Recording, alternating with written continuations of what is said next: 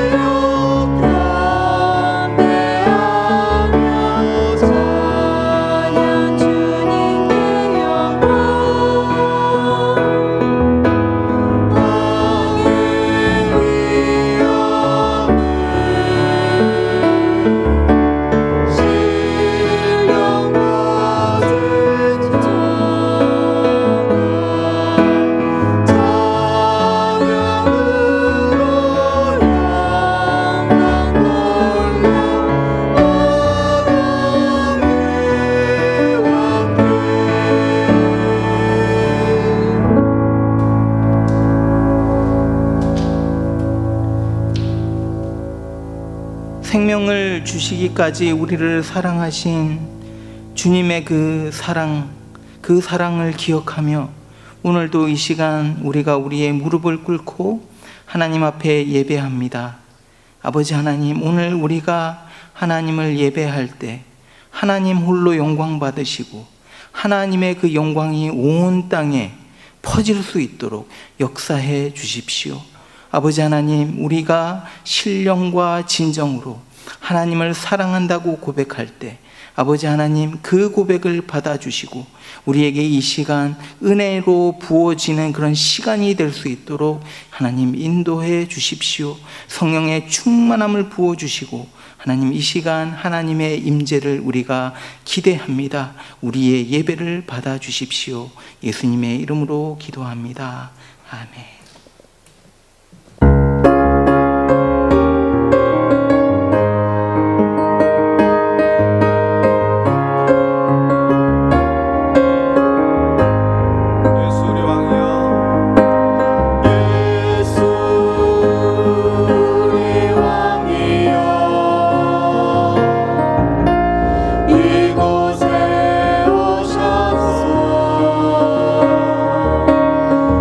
우리가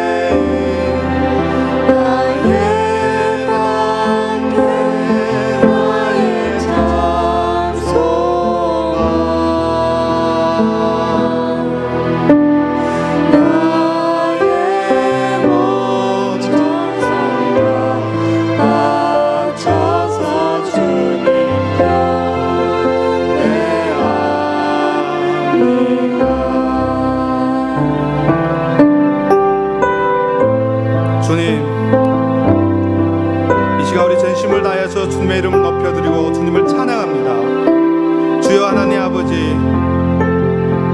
오늘 이 자리에 우리의 목마름을 주님께서 채워주셔서 영원히 목마르지 않게 하여 주시옵시고, 이 시간 주님의 말씀으로 인해 우리가 기뻐하고 뛰며 춤추게 하여 주시옵소서.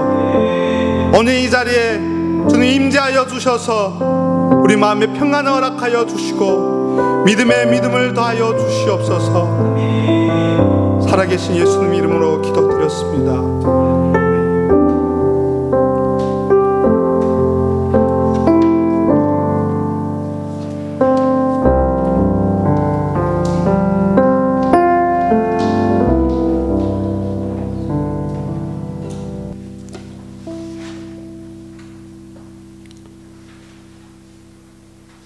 사랑의 주님, 오늘도 저희들이 영상을 통해서 드리는 예배지만 저희들 모든 마음과 정성을 다하여 드리는 예배가 되게 하여 주시옵고 찬양과 영광을 올려드립니다. 코로나로 인해 우리가 자유롭게 예배하지 못하면서 우리가 당연하게 누리던 예배들이 얼마나 감사하고 귀한 것인지를 깨닫게 하여 주심을 감사합니다. 언제 끝날지 모르는 코로나로 인해 걱정과 염려 속에 살아가고 있지만 점점 이 상황에 적응하고 있음을 느낍니다. 하지만 그 시간 속에 우리의 마음이 혹시라도 편안함을 추구하지 않는지 되돌아봅니다. 우리의 마음을 붙잡아 주시옵고 영과 진리로 예배 드리는 예배자로 회복되길 기도드립니다. 주님, 때로는 주님의 자녀로 살아간다는 것이 부담스럽고 어렵게 느껴집니다. 그리고 주님이 주실 은혜만 기대하며 살아가는 어리석은 마음이 있습니다. 주님, 이러한 부족한 저희를 용서하여 주시옵소서. 주님, 세상은 지금 코로나 질병으로 인하여 많은 변화가 일어나고 있습니다. 많은 사람이 불안감 속에서 이기적인 모습과 사랑을 잃어가고 있습니다. 주님, 믿는 사람으로서 어떻게 생각하고 행동해야 하는지 주님께 지혜를 구하게 하시고 주님의 사랑을 전하게 하여 주시옵소서. 또한 각자의 자리에서 어려움도 있지만 이럴수록 주님을 온전히 의지하고 주님을 증거하는 자가 되도록 하여 주시옵고 어려운 상황 속에서도 두려움이 아니라 기쁨과 감사를 찾으며 주님의 기쁘신 뜻이 무엇인지를 다시 한번 묵상하고 하나님의 말씀대로 살아가게 하시옵소서. 주님, 지금 인도네시아와 레바논에서 어려운 가운데 사역하시는 이영광 선교사님과 반준하 선교사님, 그들을 지켜주시옵고 그들의 사역 가운데 은혜를 베풀어 주시옵소서. 오늘 말씀을 전하실 홍성희 목사님을 위해 기도합니다.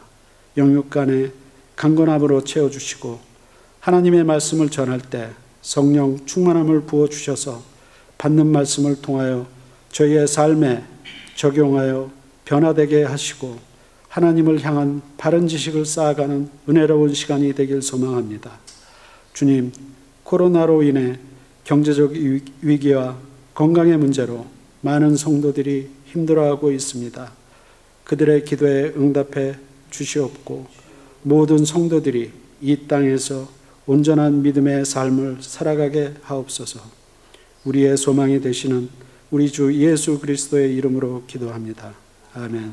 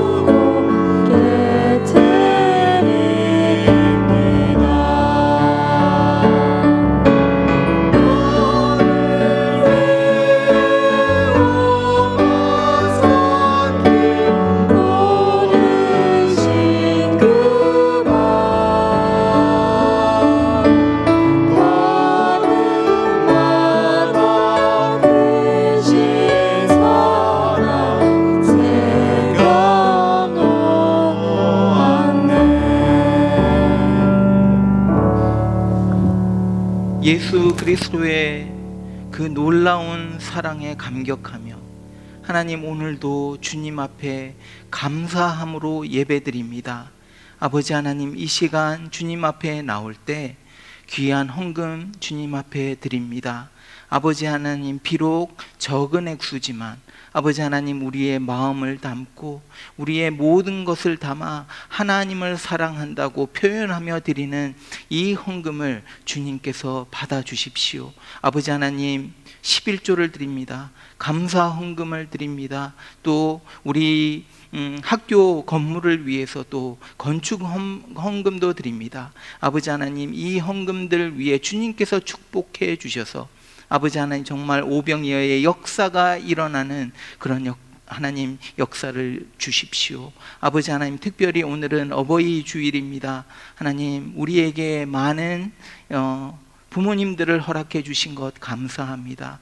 아버지 하나님, 우리 시니어 부모님들 항상 건강을 지켜주시고 아버지 하나님, 마지막 그 인생 가운데 아버지 하나님, 정말 더 힘있게 살아가시는 그런 우리 부모님들 될 수 있도록 아버지 하나님 인도해 주시고 성령의 충만함을 더해 주셔서 아버지 하나님, 갈렙이 이 산지를 내게 달라고 외쳤던 것 같이 아버지 하나님, 정말 이 세상을 놓고 기도하시는 우리 부모님들 될 수 있도록 도와주시고 그 부모님들의 기도를 통해서 우리 자녀들이 일어나는 역사가 일어날 수 있도록 하나님 도와주십시오.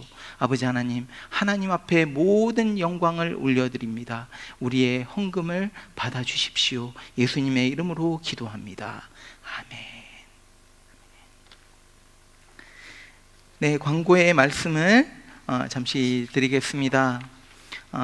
계속해서 우리가 주일 예배를 영상으로 드리고 있는데 여러분, 우리 이 예배를 좀 소중히 여기시고 매주 이 예배를 가족과 함께, 부부가 함께 예배를 드리는 것을 권면드립니다. 또 우리 주일학교 전도사님들이 계속해서 영상을 만들어서 여러분들에게 보내드리고 있습니다.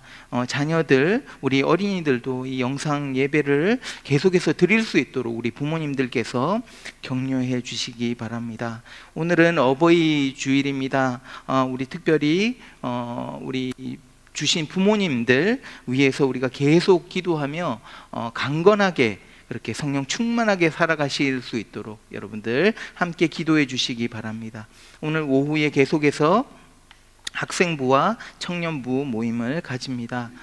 매주 화요일 저희가 지금 제자반 그 멤버들이 모여서 영상으로 큐티를 나누고 있는데, 혹시 제자반이 아니더라도 큐티 나눔을 하시기 원하시는 분들은 저에게 알려주시면 제가 링크를 보내드려서 같이 큐티 나눔 속에 들어와서 나눌 수 있는 시간을 가질 수 있도록 해드리겠습니다. 혼자 있기 때문에 영적으로 좀 메마르고 좀 지치는 분들이 있으면 같이 들어오셔서 나누면 정말 좋은 시간이 될 것 같습니다. 이번 주 수요일 계속해서 매주 수요일 저희가 모이고 있는데 가장 모임 가집니다. 코로나로 인해서 계속 우리 주위에 이제 경제적으로 어려우신 분들이 계시면 여러분들 우리 가장들에게 알려주시면 저희 교회에서 경제적으로 이제 살펴서 도울 수 있는 방법을 좀 마련하도록 하겠습니다. 계속해서 빨리 이제 COVID-19이 회복되고 우리가 같이 공동체로 모여서 예배드릴 수 있도록 여러분들 계속해서 기도해 주시기 바랍니다. 예, 오늘 주시는 말씀 같이 보시겠습니다. 오늘 주시는 말씀은 누가복음 10장입니다. 누가복음 10장 25절에서부터 37절 말씀입니다. 제가 봉독하도록 하겠습니다. 어떤 율법 교사가 일어나 예수를 시험하여 이르되, 선생님, 내가 무엇을 하여야 영생을 얻으리이까? 예수께서 이르시되, 율법에 무엇이라 기록되었으며 네가 어떻게 읽느냐? 대답하여 이르되, 내 마음을 다하며 목숨을 다하며 힘을 다하며 뜻을 다하여 주 너의 하나님을 사랑하고 또한 내 이웃을 내 자신같이 사랑하라 하였나이다. 예수께서 이르시되 내 대답이 옳도다. 이를 행하라. 그러면 살리라 하시니 그 사람이 자기를 옳게 보이려고 예수께 여짜오되 그러면 내 이웃이 누구니이까? 예수께서 대답하여 이르시되 어떤 사람이 예루살렘에서 여리고로 내려가다가 강도를 만나매 강도들이 그 옷을 벗기고 때려 거의 죽은 것을 버리고 갔더라. 마침 한 제사장이 그 길로 내려가다가 그를 보고 피하여 지나가고 또 이와 같이 한 레위인도 그곳에 이르러 그를 보고 피하여 지나가되 어떤 사마리아 사람은 여행하는 중 거기 이르러 그를 보고 불쌍히 여겨 가까이 가서 기름과 포도주를 그 상처에 붓고 싸매고 자기 짐승에 태워 주막으로 데리고 가서 돌보아 주니라. 그 이튿날 그가 주막 주인에게 데나리온 2를 내어주며 이르되 이 사람을 돌보아 주라. 비용이 더 들면 내가 돌아올 때에 갚으리라 하였으니 내 생각에는 이 세 사람 중에 누가 강도 만난 자의 이웃이 되겠느냐? 이르되 자비를 베푼 자니이다. 예수께서 이르시되 가서 너도 이와 같이 하라 하시니라. 아멘. 오늘 본문에서는 이제 한 율법 교사가 예수님께 이제 질문을 합니다. 율법 교사는 요즘 말로 하면 이제 로야인 거예요. 로야. religious lawya입니다. 그래서 종교법을 이행하는 변호사인 거죠. 그래서 율법에 대해서는 뭐 너무 잘 알고 있고 뭐 굉장히 밝은, 율법에 대해서 밝은 사람입니다. 이 사람이 이제 질문을 하는데 질문하는 의도가 예수님을 시험하기 위해서 질문을 한 거예요. 여기서 시험하기 위해서 질문을 했다라는 것은 좀 나쁜 의도로 볼 수 있죠. 그래서 예수님을 어떤 트랩, 함정에 빠뜨리기 위해서 질문을 이제 던진 겁니다. 내가 무엇을 하여야 영생을 얻으리이까? 어쩌면 이 율법학자는 율법적으로는 이미 알고 있었던 거예요. 이 질문의 답을. 이 질문은 어떤 질문이냐면 어떻게 하면 천국에 갈 수 있느냐라는 질문이지요. 지금이나 예수님 시대나 할 것 없이 그 당시나 우리 인간이 가지는 어떤 공통적인 생각이 있어요.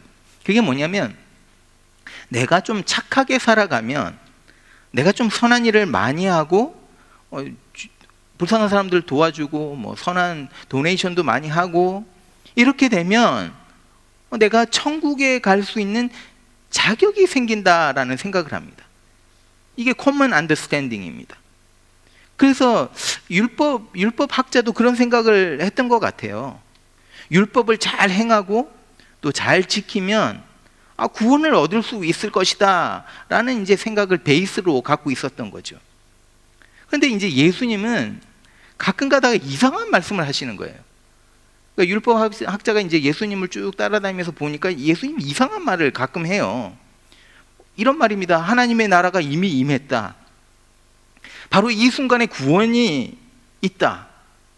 율법학자의 생각에는 평생 동안 선한 일을 많이 하고 또 의로운 일을 많이 할 때 그 결과로 하나님의 인정을 받아서 하나님의 나라로 영원한 생명으로 들어갈 수 있다라는 생각을 하고 있었던 거죠. 뭐 의롭게 살아도 확실한 건 아니지만 그렇게 들어가는 것이 그런 생각을 하고 있었던 거예요. 그래서 분명히 이제 예수님이 이 질문에 율법을 좀 무시하는 대답을 할 것이다 라는 것을 좀 예측하고 내가 무엇을 하여야 영생을 얻습니까? 이런 함정에 빠뜨리기 위한 질문을 한 겁니다. 이때 예수님이 율법학자에게 되물으시죠. 이 예수님의 질문은 까다로운 질문이긴 한데 이 율법학자를 함정에 빠뜨리려고 하는 것이 아니라 새로운 가르침을 주기 위해서 주시는 어떤 질문이었던 거죠. 여러분, 우리가 이제 선생님들을 많이 만나요. 저도 이제 평생 동안 살아가면서 선생님들을 굉장히 많이 만났습니다. 좋은 선생님들은 어떤 선생님입니까? 그냥 학생에게 답을 탁 그냥 알려주는 선생님이 좋은 선생이 아니더라고요. 제가 살아보니까. 좋은 선생님은 좋은 질문을 하는 선생님이 좋은 선생님입니다. 그래서 좋은 질문을 학생에게 했을 때 학생이 생각하게 만드는 거죠. 그래서 선생님이 던진 질문을 가지고 학생들은 그것을 가지고 막 씨름하는 거예요. 막 고민하고 씨름하고 이 문제를 어떻게, 그러면서 더 많이 배우게 되는 겁니다. 좋은 선생님은 학생으로 하여금 스스로 답을 찾아갈 수 있는 능력을 만들어주는 거예요. 예수님이 이렇게 하셨다는 거예요. 예수님이 좋은 선생님이었다는 거예요. 오늘 이 본문과는 좀 떨어진 이야기인데 한 가지만 또 짚고 넘어갈게요. 제 그냥 머리에 드는 생각이기 때문에, 예수님은 오늘도 좀 이렇게 하시는 것 같아요. 그러니까 하나님은 오늘도 우리의 인생 속에 문제를 탁 던져주시는 거예요. 이 문제는 사랑에서 던져주시는 거예요. 그러니까 우리는 이런 문제에, 이런 프로블럼에 딱 부딪히면 막 마음이 답답해요. 불편해요. 힘들어요. 그래서 이 문제를 안고 막 몸부림을 치는 거예요. 어려운 상황이라는 이 문제에 하나님이 우리가 부딪히게 하신다는 거예요. 또 내 인생을 내가 어떻게 살아가야 하는지, 내가 이제 앞으로 평생 동안 무슨 일을 하고 살아가야 되는지 고민하게 만드시기도 한다는 거죠. 그런데 이런 문제에 부딪힐 때 인생의 어떤 목적과 방향을 잃어버려서 앞이 캄캄하고 벽에 부딪힌 것 같은 그런 문제들 속에서 하나님은 우리로 하여금 정답을 찾기를 원하시는 거예요. 여러분, 정답이 뭡니까? 하나님인 거예요. 하나님이 이런 어려운 상황, 이런 문제들을 주실 때는 하나님이라는 정답을 우리로 하여금 찾기를 원하시는 거예요. 그래서 인생에 막 기쁨도 없고 뭐 맨날 그냥 똑같은 일이고 살아가는 목적도 없는 것 같고 매일매일 그날이 그날인 것 같고 어떤 희망과 소망도 없을 때 우리가 가장 먼저 찾아야 될 앤서가 뭐냐면 하나님이라는 거예요. 그래서 하나님을 찾으면 all your problems, 우리의 모든 문제는요 해결되는 거예요. 자, 오늘 여러분 가운데 이런 문제에 부딪힌 분이 계시다면 하나님은 여러분들로 하여금 이 문제 속에서 정답을 찾기를 원하시는 거예요. 하나님을 찾기를 원하시는 겁니다. 그래서 여러분, 이런 문제 속에 있다면 하나님을 찾으십시오. 거기에 정답이 있습니다. 내가 무엇을 해야 영생을 얻을 수 있는가? 이 질문에 이제 예수님이 율법에는 무엇이라고 기록하고 있느냐? 되물어 보십니다. 이 무슨 의미냐면 생각해 보라는 거예요. 그러니까 율법학자가 이렇게 대답을 합니다. 네 마음을 다하며 목숨을 다하며 힘을 다하며 뜻을 다하여 주 너의 하나님을 사랑하고 또한 내 이웃을 내 자신같이 사랑하라 하였나이다. 그러니까 그 당시에 모든 율법 이제 학자들이 그 10계명을 두 가지 원칙으로 딱 나누었어요. 그러니까 모든 율법 학자들이 이렇게 한 거예요. 하나는 하나님을 사랑하는 거고 또 하나는 이웃을 사랑하는 것이다. 이렇게 간단하게 전체를 요약을 한 겁니다. 두 가지로. 그러니까 율법은 사실은 율법의 전체를 요약하면 사랑이라는 한 단어에 다 포함할 수 있다는 거예요. 여러분, 인간이 가장 인간답게 살아갈 때가 언제냐면 사랑할 때예요. 왜냐하면 하나님이 그렇게 만드신 거예요. 하나님이 사랑이기 때문에 하나님의 형상대로 만들었다는 것은 우리 인간이 사랑하면서 살아가는 것이 가장 인간다운 거라는 거죠. 그런 목적으로 만드신 거예요, 우리를. 자, 이 대답을 들으시고 예수님이 말씀하십니다. 네 대답이 옳다. 네 대답이 옳도다. 이를 행하라. 그러면 살리라. You have answered correctly. Jesus replied. Do this and you will live. 그러니까 영생을 얻기 위해서 이 답이 굉장히 간단한 거예요. 사랑하면 된다는 거예요. 이게 해답인 거예요. 그런데 이 이제 이 해답을 듣고 이 앤서를 듣고 율법학자의 마음이 어딘가가 편하지가 않았어요. 뭔가가 깨림직한 거예요. 영생에 대한 질문을 했고, 영생을 얻기 위해서는 하나님을 사랑하고 이웃을 사랑하면, 이 계명을 지키면 된다라는 해답을 얻었어요. 그런데 왜 마음이 편하지가 않았을까요? 사랑해야 되는데 그냥 사랑하는 것이 아니었기 때문이에요. 율법에서 어떻게 사랑해야 된다고 말하고 있습니까? 마음을 다하며, 목숨을 다하며, 힘을 다하며, 뜻을 다하여 사랑하라. 이게 무슨 말입니까? 마음과 목숨과 힘과 뜻을 다해 하나님을 사랑하는 것이 도대체 이게 무슨 말입니까? 내 전부를 다해서 사랑하라는 거예요. 우리가 살아가면서 내 생각 중에 가장 크게 자리 잡고 있는 생각이 무엇입니까? 그게 하나님이어야 된다는 거예요. 지금 여러분의 마음에 가장 중요한 것이 있는데 그게 무엇입니까? 하나님이어야 된다는 거예요. 여러분들이 돈을 씁니다. 내가 무엇을 위해서 돈을 써야 합니까? 가장 먼저 하나님을 위해서 이 돈을, 내가 가진 돈을 써야 된다는 거예요.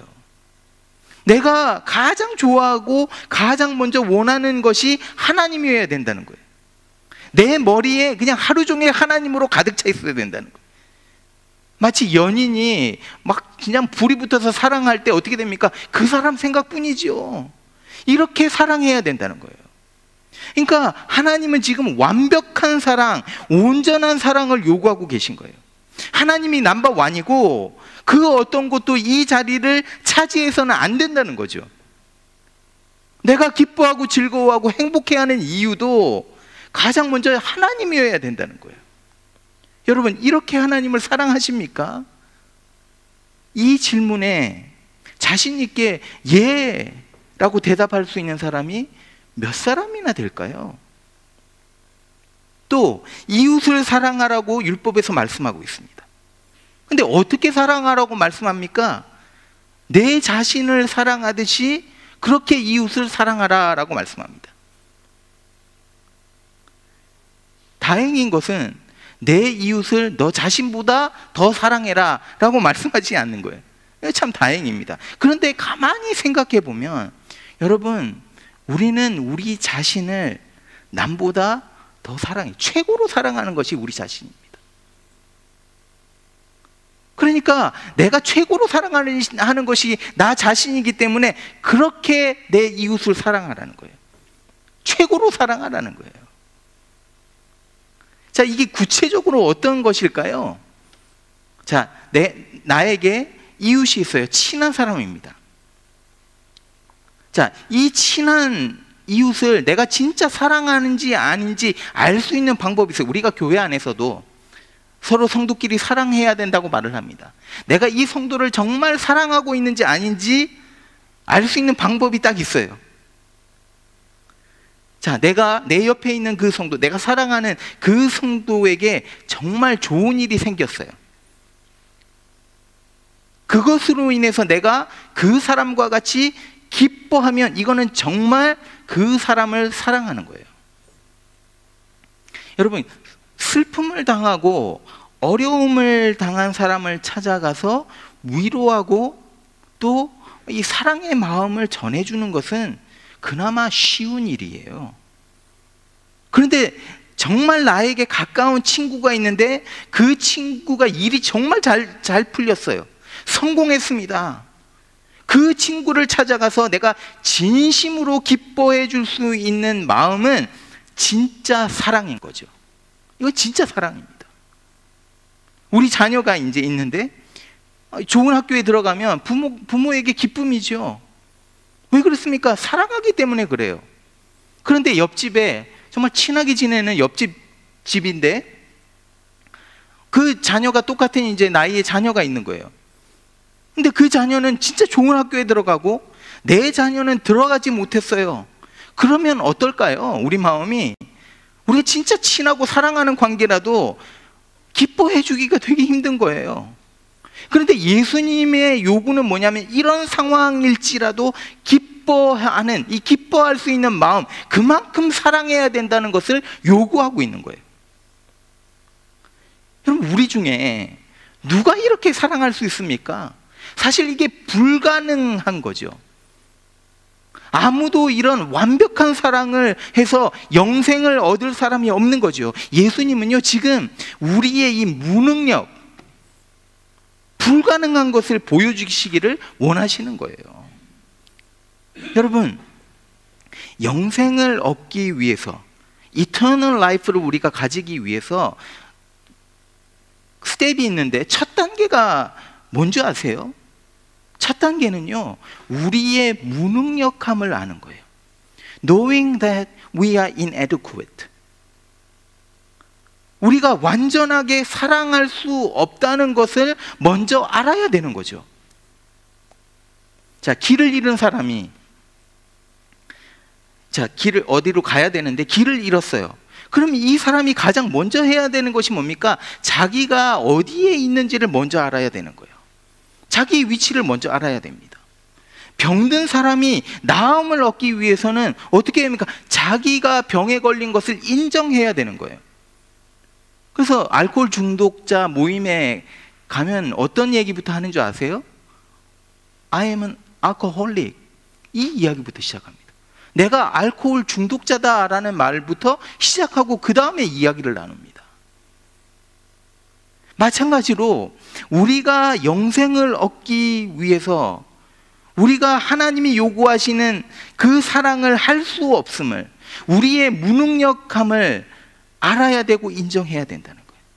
내 힘으로, 내 능력으로, 나의 어떤 행위로 영생을 얻을 수 없음을 인정해야 되는 겁니다. 이게 첫 단계입니다.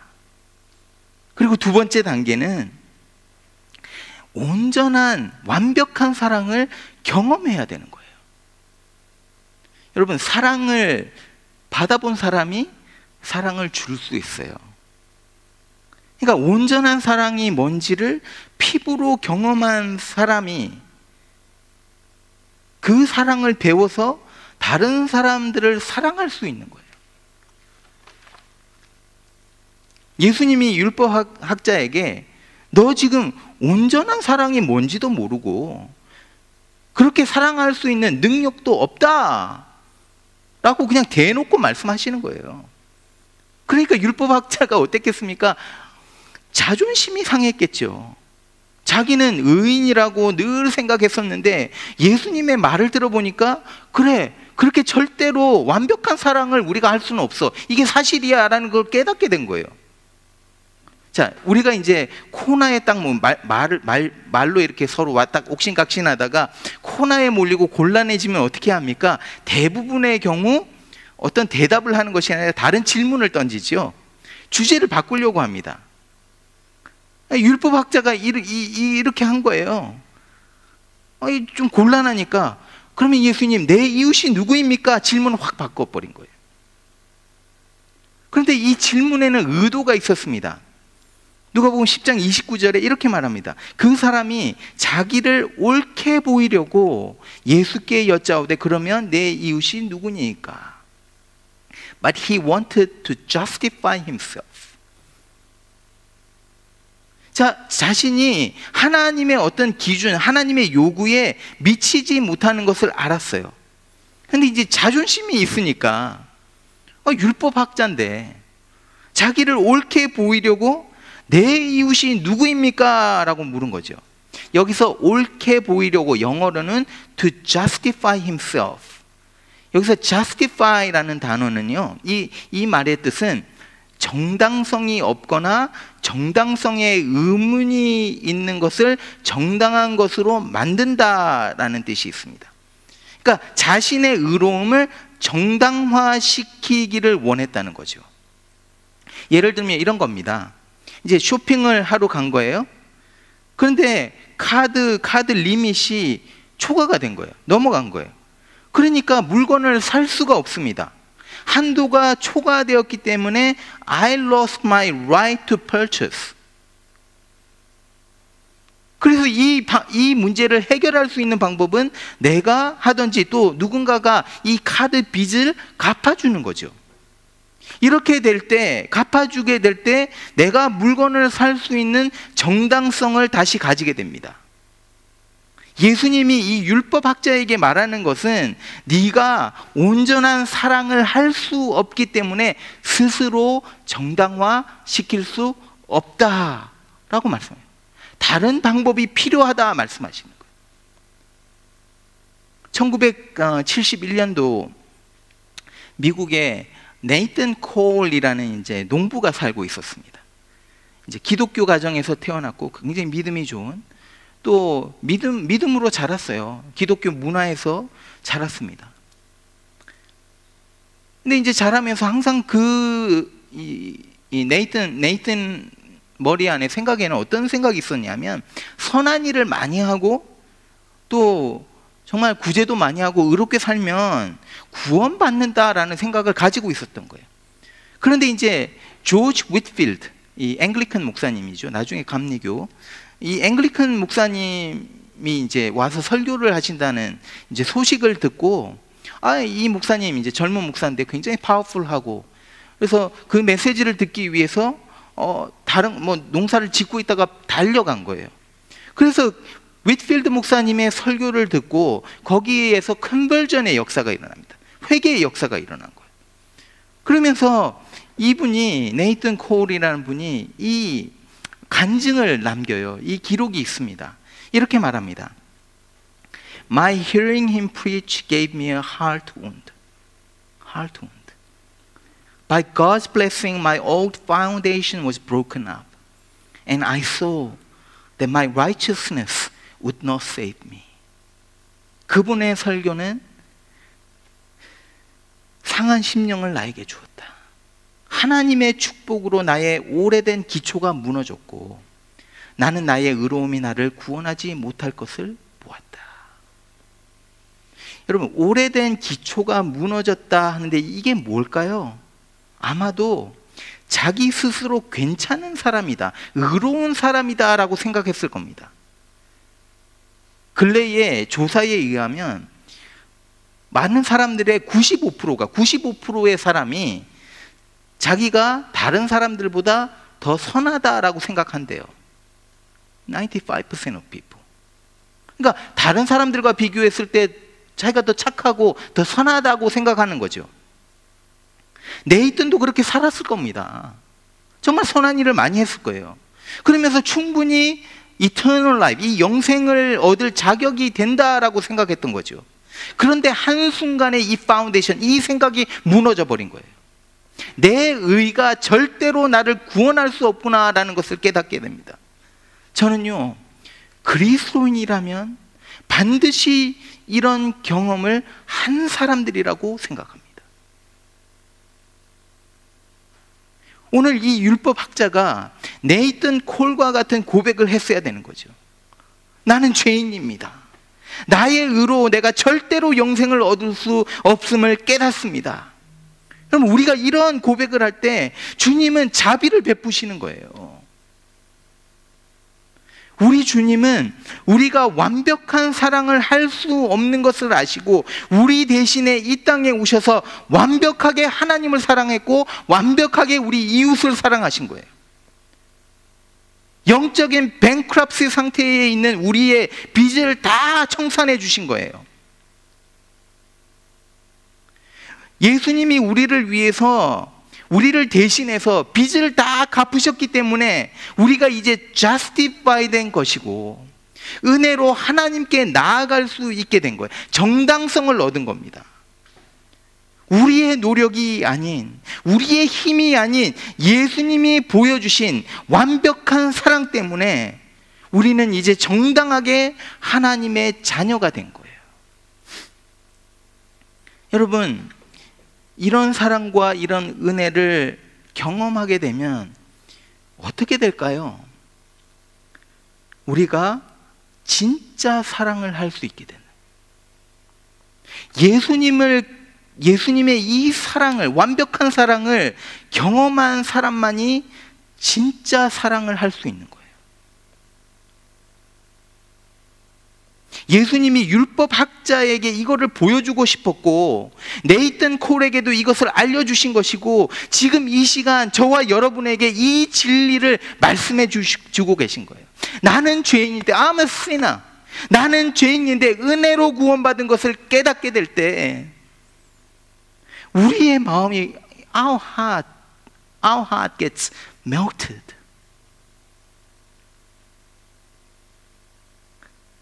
겸손해지죠. We become humble. Humility becomes a virtue. 그리고 차원이 다른 사랑을 하게 된다는 거예요. 그러면 이런 차원이 다른 사랑이 과연 어떤 사랑인가? 선한 사마리아인의 사랑이라는 거예요. 오늘 비유에서 선한 사마리아인은 예수님을 가리키고 있어요. It points to Jesus. 그 선한 사마리아인이 보여준 이 사랑이 곧 예수님의 사랑, 완벽한 사랑이라는 거예요.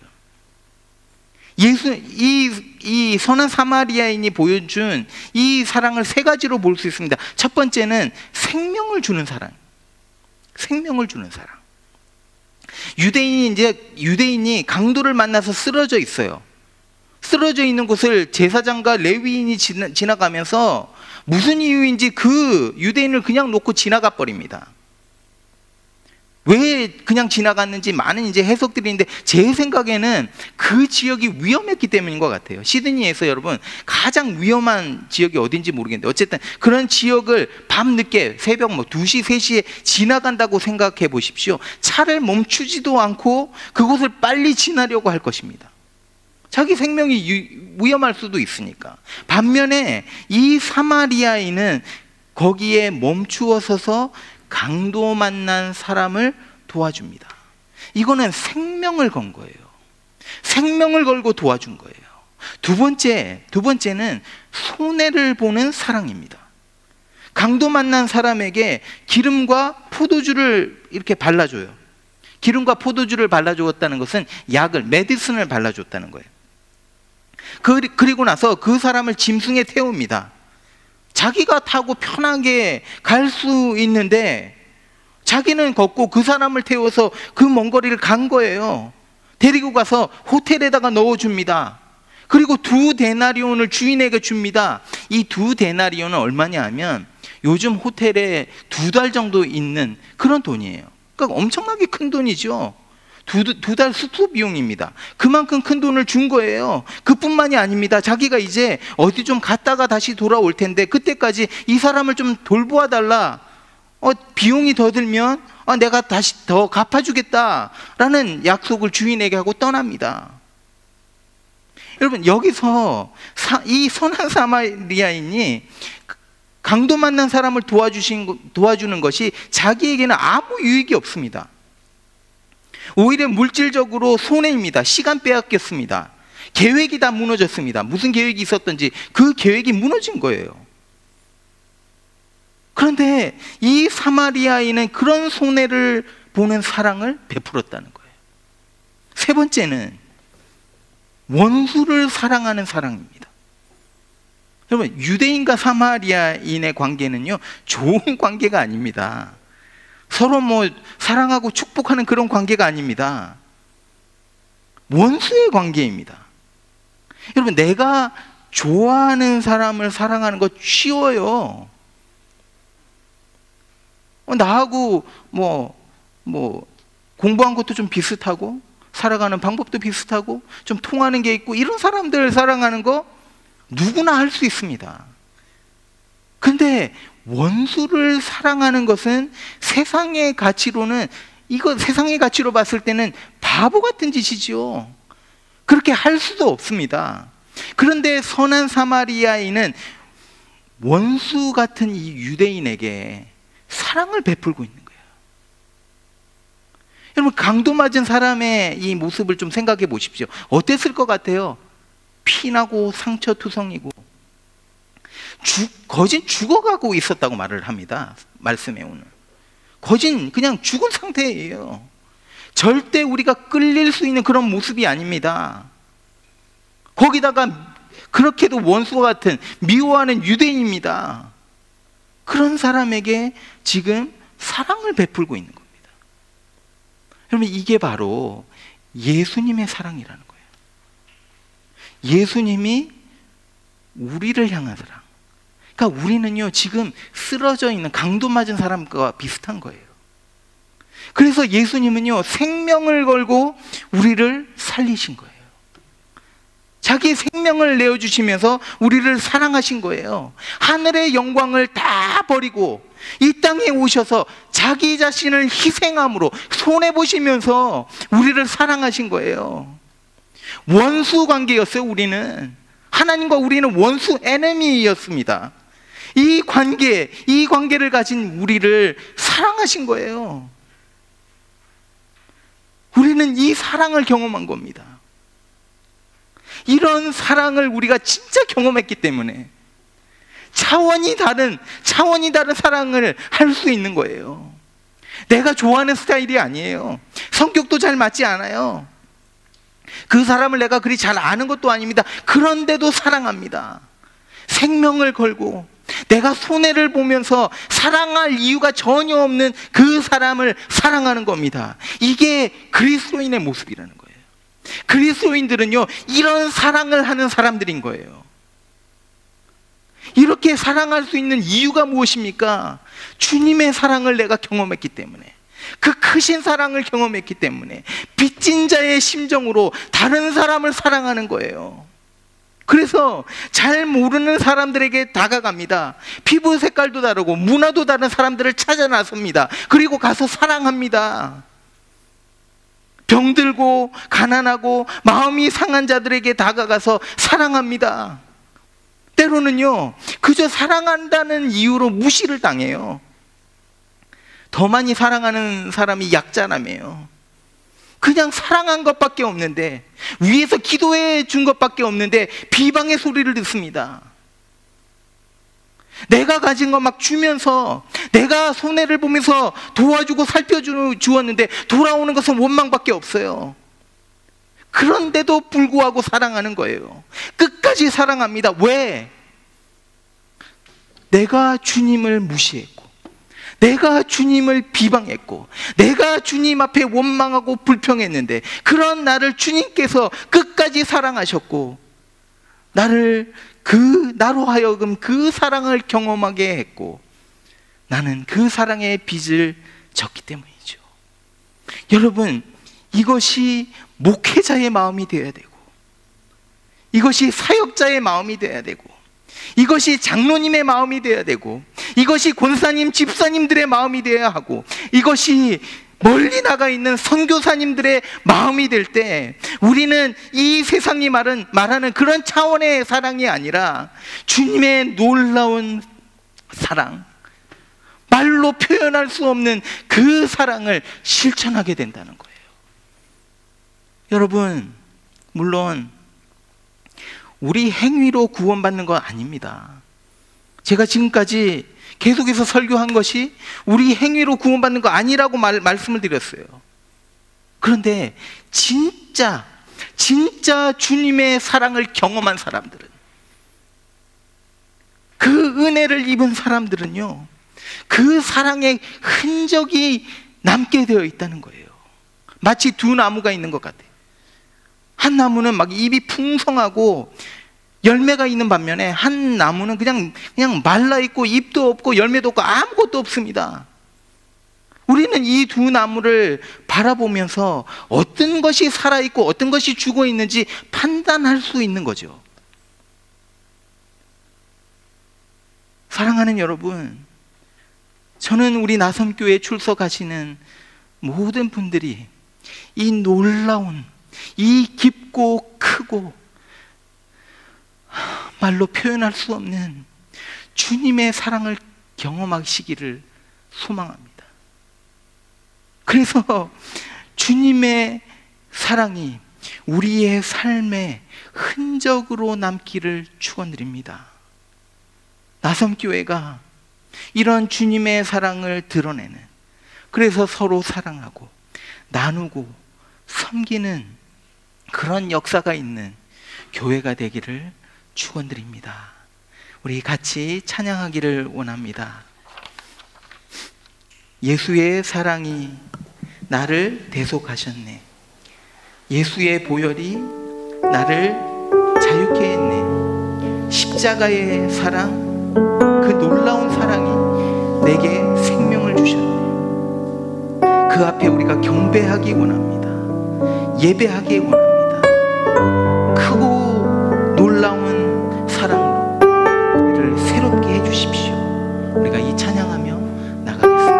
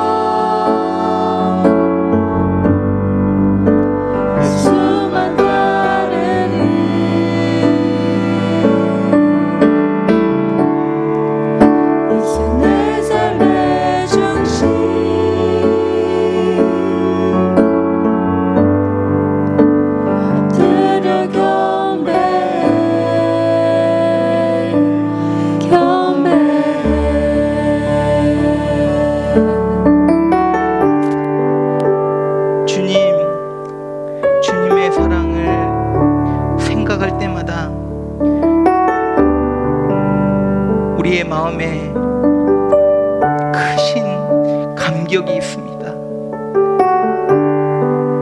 잘 이해는 되지 않습니다. 왜 우리와 같은 죄인을 그렇게까지 사랑하시고 모든 것을 희생하시며 원수 되었던 우리를 이렇게까지 사랑하셨는지 우리의 머리로는 잘 이해가 되지 않지만 우리를 이렇게 사랑하셨기 때문에 아버지 하나님, 우리에게 부어주신 이 은혜로 말미암아 하나님 앞에 나아갑니다.